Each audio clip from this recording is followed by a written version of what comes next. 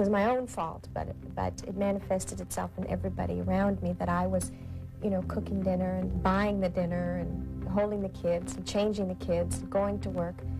And this sounds like a cliche, something out of Ms. Magazine now, but I got really mad.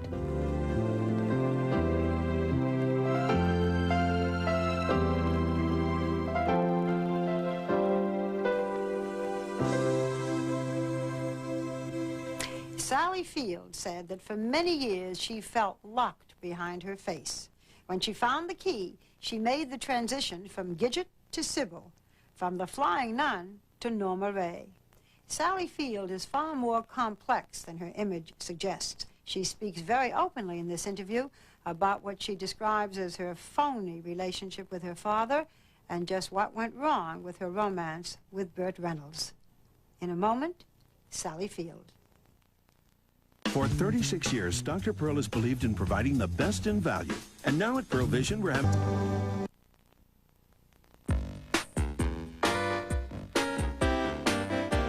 From Gidget to Gump, whether she's playing Sybil or Norma Rae, Sally Field draws on special places in the heart. Sally Field was born in 1946 in the Los Angeles suburb of Pasadena. Her parents divorced when she was 4, and Sally and her brother were raised by their mom, a professional actress, and a stepfather. A little sister came along later. All along, Sally never dreamed of anything but being a star. She got her break in 1965 when she made her debut as the teenage beach bunny of TV's Gidget. 2 years later, she was Sister Betriel in the hit series The Flying Nun. She made a living on likability. That all changed with Sybil. This haunting TV movie about schizophrenia altered our perception of Sally Field. It did not, however, make her a movie star. That distinction belongs to the film Smokey and the Bandit, where she played opposite Burt Reynolds. Off camera, she and Burt fell in love and were together for 5 volatile years, while the gossip columnist had a field day. Sally has always seemed to have a rocky ride with romance. Her first marriage in 1968 to Steve Craig, her high school sweetheart, produced 2 sons. They divorced 7 years later. Her second marriage to film producer Alan Greisman in 1984 brought a 3rd son, Samuel. And then, sadly, that marriage, too, broke up. Professionally, though, she's always been a champion. She's won 2 Oscars, the first for her 1979 sensitive but gritty portrayal of Norma Rae, a woman fighting to unionize the textile industry. The second came for 1984's Places in the Heart, where she played Edna, a farmer's widow struggling to survive the harsh economics of the Depression. When we spoke in 1984, Sally Field lived a deliberately non-Hollywood lifestyle in a secluded, wooded suburb of Los Angeles. It was shortly before her second marriage and her second Oscar. She called herself a homebody. I remember she had no full-time help. Her home was cozy and unpretentious. It didn't look like a star's home, except for the office, which housed most of her awards. 38 at the time, Sally Field was a successful businesswoman and a respected actress. She was also at a particularly reflective place in her life and career. Sally, you were only 17 when you started in Gidget, the television series Gidget, and success came so quickly. Did you ever feel that you didn't have a childhood? Well, no, I had a childhood. I didn't have a young adulthood, is what I didn't have. You didn't have those teenage years. Yeah, I didn't have the later teenage years and the young adult that's trying to figure out who they are with men or dating. I remember when it was all of a sudden isolated from all my peers, and everything was anti-establishment.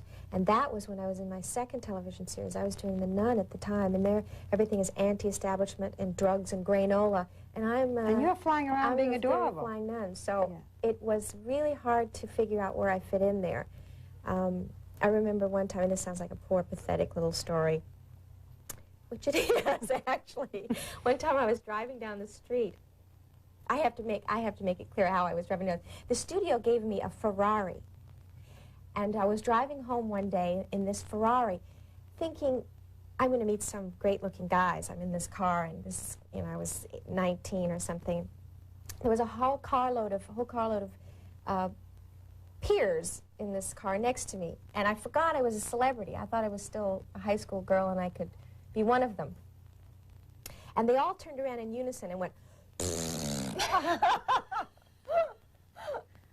Yeah. The Flying Nun, though, even though it was very successful, it was a joke, and people did make fun of you. Yeah. Yeah, it was, and it was, the thing that was hard for me at the time is that I couldn't tell the difference between them making fun of Sally Field or making fun of the Flying Nun. What kind of a kid were you? What was your childhood like? It seems very tumultuous to me. I think I had a very tumultuous childhood, but yet I was the only one in the family who did. I was always so emotional that I thought I was crazy. Everyone was, you know, civil and acted right, and they didn't seem crazed by everything. And I was crazed by everything. And so I went to my room a lot. I was a loner, kind of reclusive. I remember one time feeling such tremendous love for my brother, Rick, who played with me one day. I would just worshipped him. And one day he decided to play with me the whole day. And I felt such deep love for him that I didn't know what to do with it, so I leaned over and I bit him on the ear as hard as I could until it bled.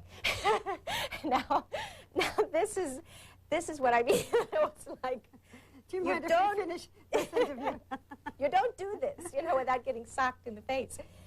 But it was that kind of emotional life that I had. I read that you used to go into the bathroom and say, I'm good, I'm not a bad person, I'm okay. Did you really? Well, sort of, yeah. I think we've all had cases of this. Yeah, and so I'd go to the bathroom, like at school, where they have little stalls, and I'd actually crawl up on the top of the toilet seat, so I would like vanish, you know, so I had no feet on the ground, no one could look in and see Sally's in there, and I would be on top of the toilet seat, and I would sort of say, you're okay, you're okay, you're okay. I don't even know why, except that I was scared. Were you analyzed? Well, I have been in and out since it began. I think I began with Freud, old Sigmund and myself. Oh yeah, in and out for since I was 17, since I began in the business. You said your real father, your mother and father were divorced when you were 4. Mm-hmm. Yeah. And you have said that you were always performing for your real father, that he never knew you. Yeah. Did he ever? Did you ever get to that point?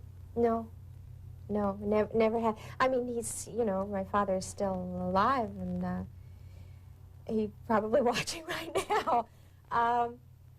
No, I never really got over that. Being what? The funny, cute, good? What? I felt responsible for his happiness.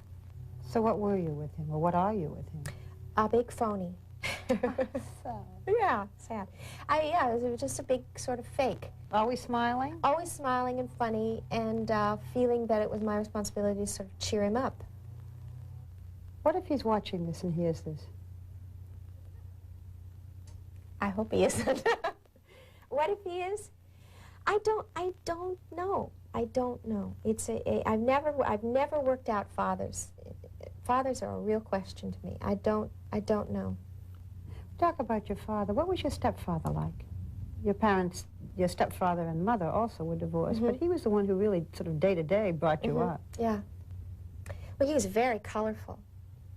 A very dynamic, colorful, playful, Did you like him? charismatic man. Very much. You did? Oh, very much. Very, very, very much. I fell immediately in love with him, and it was always intimidated of him. He was very big, and he was bigger than life, and he frightened me always.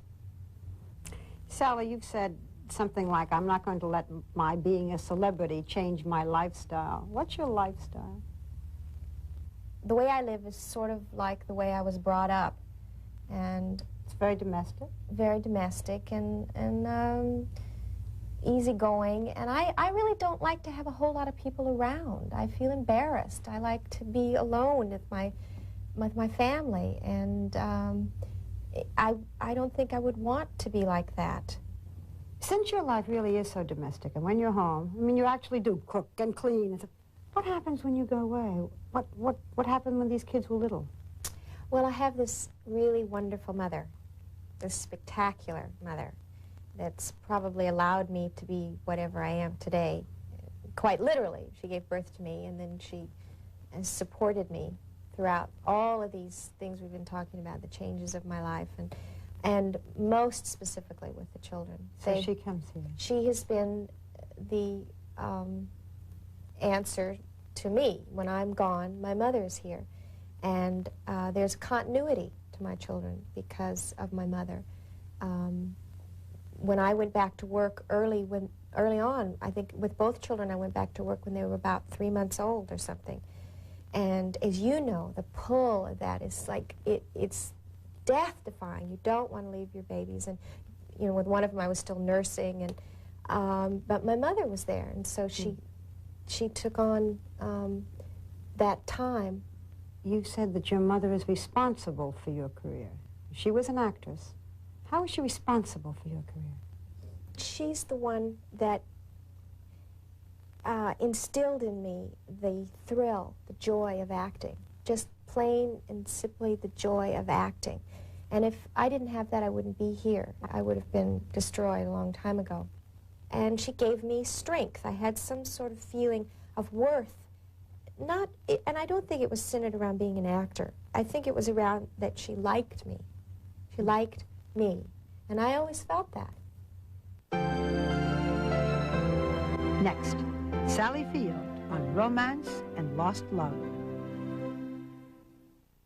How you doing?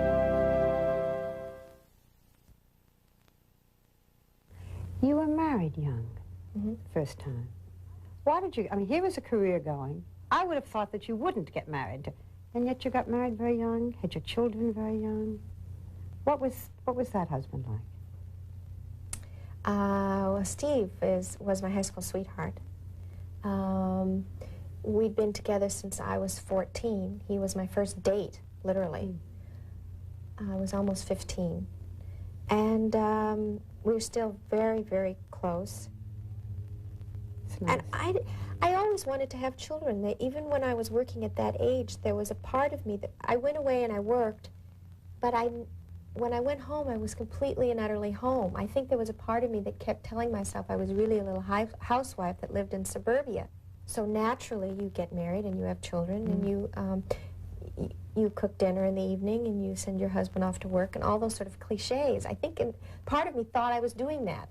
And then you work on the side. And then I work on the side. Right, every day, all day long, from early morning till late at night. Supposedly, there was a day when you said, hey, wait a second. The marriage isn't working, the career isn't working, the agent's wrong, the house is wrong, and you fired everything in one day. Changed her whole life. Yeah. Sort of erratic behavior. Well, what happened was, it wasn't really quite like that. Most of my life I was good at hiding, or I always had this feeling that I was locked behind my face. And I was so good at hiding that eventually I would erupt like this volcano. Mount St. Helens would come out of the kitchen, and everybody would say, who let her in? You know, one day I was sweet and nice, and the next day it was Dracula. And it sounds like a cliche, something out of Ms. Magazine now, but I got really mad, you know, cooking dinner and buying the dinner and holding the kids and changing the kids and going to work. Mm-hmm. So you then say, okay, I'm not going to need anybody again. Right. I'll do it all myself. It's my little red hen theory. And she did, you know. So the little red hen asked everybody to help, and they wouldn't, so she did it herself. And so I just sort of go around like that. Or at least you used to. And now it's different. Yes, it's starting to be different. I didn't know how to be a partner. Do you now? I think I'm learning. Took all this time? I think it's probably a work in progress always. I don't think it's ever done. You said that you define yourselves by the roles very often that you play. What for you is your best role? She. I don't know. I have a feeling about the people that I've played or that I've been close to in Sybil and Norma, even Absence of Malice, and Edna. I feel I know these people. It's very Sybil-esque how I think of them, as a matter of fact, is all individuals that I've spent time with, and I have an affection for all of these people. So in some ways I feel like a mother trying not to play favorites. And whatever character I've last done, I have a special affection for her. I feel closer to her. I certainly feel closer to Edna than I do to Norma.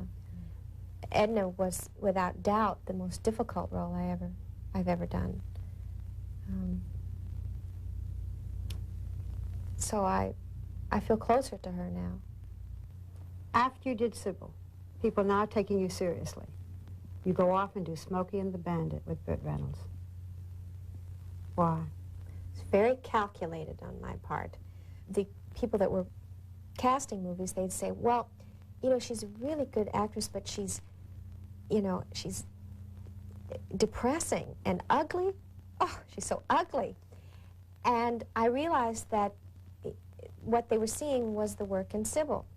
And so, on a very calculated move on my part, I was asked to do the film with Burt, and since it was, number one, a comedy, and number two, since the lead was Burt and he was supposed to think I was attractive, I thought the world would think I was attractive. And that's why I did it. I have a funny feeling doing this interview with you because I've interviewed Burt Reynolds twice, and both times he talked about you. And it was in different periods of your relationship. So I've got this whole kind of image of you before I met. And I remember the first time I asked if he had ever been in love, if bells had ever rung. And he said, oh, yes, I have, and they rung. And I said, well, why don't you get married? And he said, I may.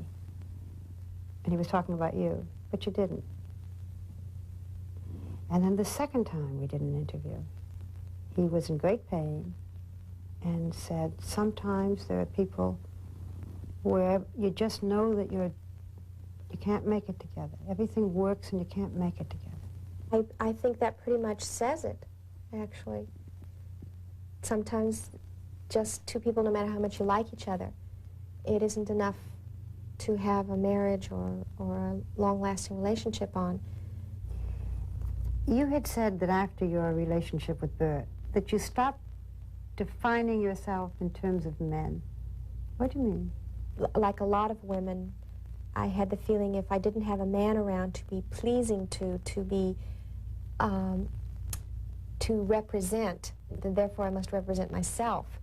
And it was a very depressing, sort of confusing time to not have somebody to be for, and really have to be for myself. What I stand for is me.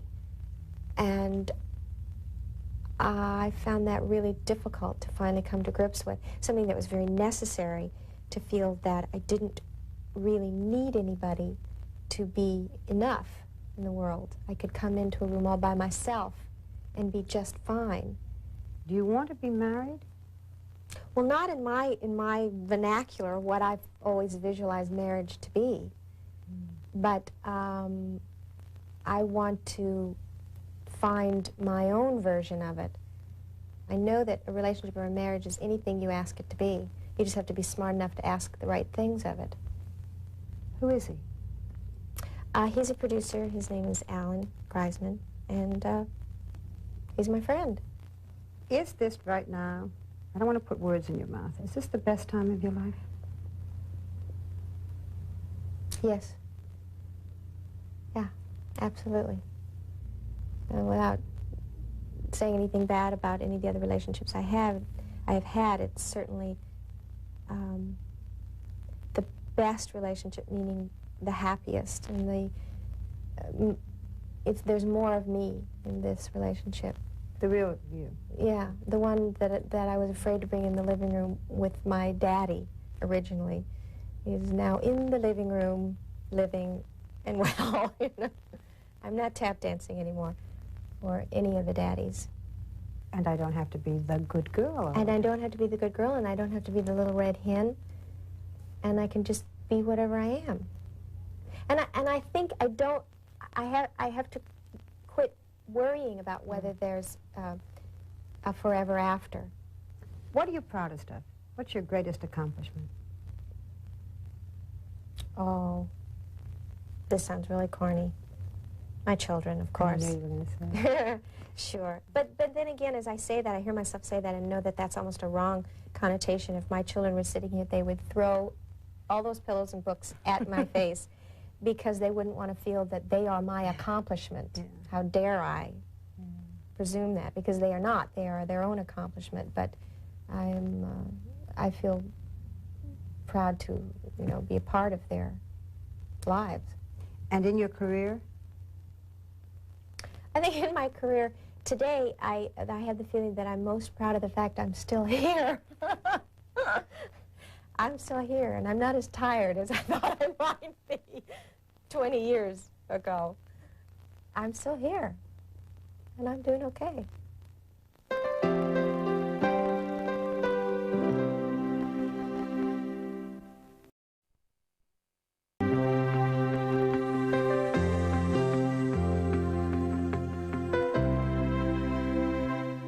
It was my own fault, but it manifested itself in everybody around me, that I was, you know, cooking dinner and buying the dinner and holding the kids and changing the kids and going to work. And this sounds like a cliche, something out of Ms. Magazine now, but I got really mad. A little sister came along later. All along, Sally never dreamed of anything but being a star. She got her break in 1965 when she made her debut as the teenage beach bunny of TV's Gidget. 2 years later, she was Sister Betriel in the hit series The Flying Nun. She made a living unlike a billion. From Gidget to Gump, whether she's playing Sybil or Norma Ray, Sally Field draws on special places in the heart. Sally Field was born in 1946 in the Los Angeles suburb of Pasadena. Her parents divorced when she was 4, and Sally and her brother were raised by their mom, a professional actress, and a stepfather. Complex than her image suggests. She speaks very openly in this interview about what she describes as her phony relationship with her father and just what went wrong with her romance with Burt Reynolds. In a moment, Sally Field. For 36 years, Dr. Pearl has believed in providing the best in value. And now at Pearl Vision, we're having...